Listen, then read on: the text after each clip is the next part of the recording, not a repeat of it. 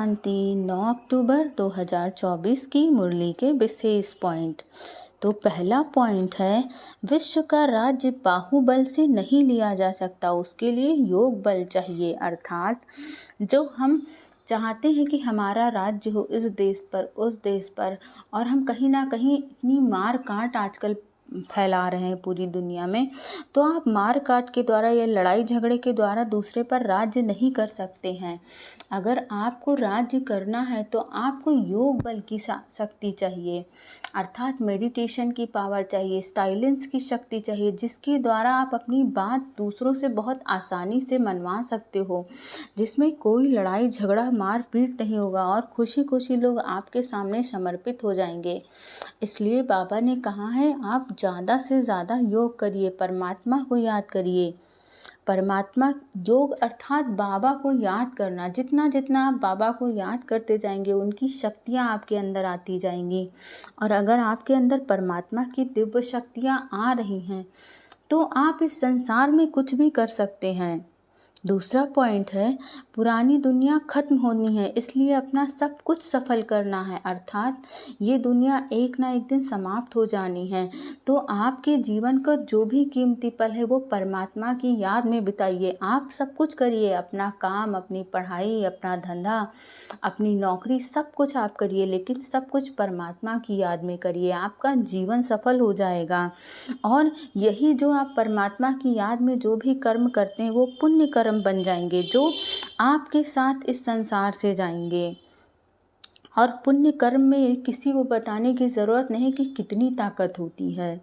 तीसरा पॉइंट है, बहुतों के कल्याण लिए मनुष्य के देवता बनने के लिए यह पाठशाला व म्यूजियम खोलनी है। अर्थात जो बाबा हमें ज्ञान देते हैं वो ज्ञान हम दूसरी आत्माओं तक कैसे पहुंचाएंगे। कोई तो ऐसी जगह आपको बनानी होगी जहां पर आप लोगों को बुलाएं, लोगों को परमात्मा का ज्ञान दें। जैसे हमने अपना जीवन इतना सुंदर बनाया है और हर क्षेत्र में अचूक सफलता पाई है, वैसे ये ज्ञान बाबा का ज्ञान दूसरी आत्माओं तक पहुंचाना है, ताकि वो भी अपना जीवन एक सुखी सफल जीवन बना सके, हर क्षेत्र में सफलता पा सके।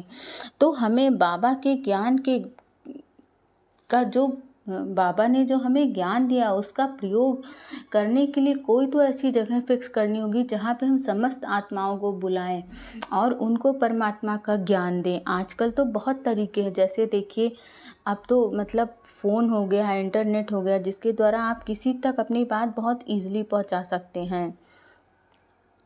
तो हमें ये पाठशाला खोलनी है, बाबा का ज्ञान देने वाली पाठशाला, जहाँ से हम बाबा का ज्ञान दूसरी आत्माओं तक पहुँचाएं।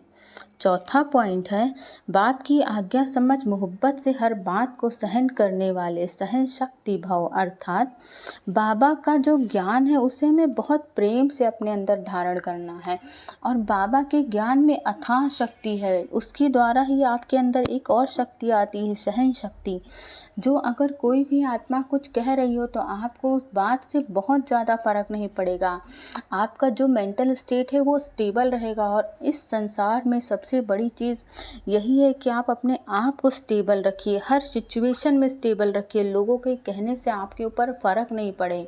किसी ने कुछ कह दिया तो आप खुश हो गए, किसी ने अच्छा बोल दिया तो आप खुश हुए, किसी ने बुरा बोल दिया तो आप दुखी हो गए, नहीं, आपको हर सिचुएशन में स्टेबल रहना है। पांचवा पॉइंट है, जो सदा खुशी की खुराक खाते हैं वो तंदुरुस्त रहते हैं। अर्थात जो बाबा की याद में खुश रहते हैं वो हर क्षेत्र में सफल होते हैं। और बाबा ने आज बहुत बड़ी बात बता दी है जो आपको हर क्षेत्र में सफलता दिला सकती है। ये अचूक उपाय है कि आप हमेशा खुश रहिए। अगर आप हमेशा खुश रहते हैं तो आपके आसपास ऐसा एनवायरनमेंट बन जाएगा जिसके द्वारा आप हर क्षेत्र में सफलता पा सकते हैं, चाहे आपका पारिवारिक उत्तरदायित्व हो, चाहे इस सांसारिक दुनिया की चीज़ें हो, चाहे आपकी पढ़ाई लिखाई हो, व्यापार हो, बिजनेस हो, नौकरी हो, हर क्षेत्र में आप सफलता पा सकते हैं। उसका एक अचूक उपाय है कि आप खुश रहिए।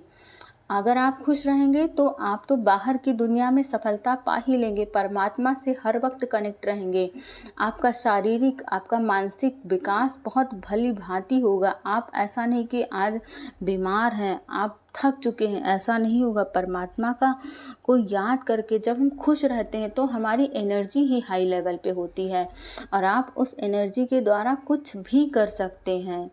ओम शांति।